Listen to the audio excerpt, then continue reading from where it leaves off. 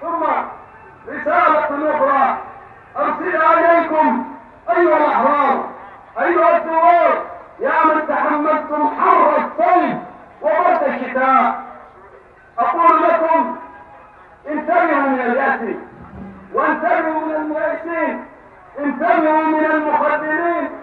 هي الأيام والغير وأمر الله ينتظر، أتيأس أن ترى فرجا فأين الله والقدر.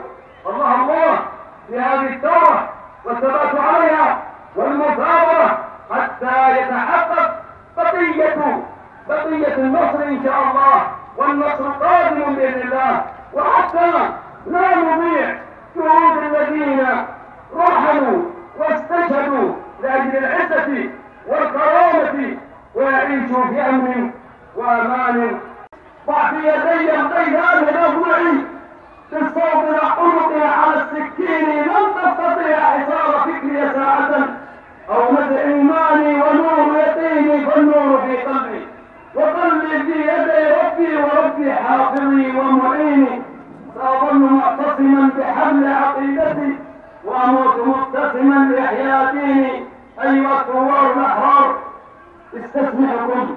أستسمحكم عذرا بأن أنتقل بكم من هذه الساحة، ساحة الأحرار والبطولة والشهامة والرجولة، إلى هناك. وما أدراك ما هناك؟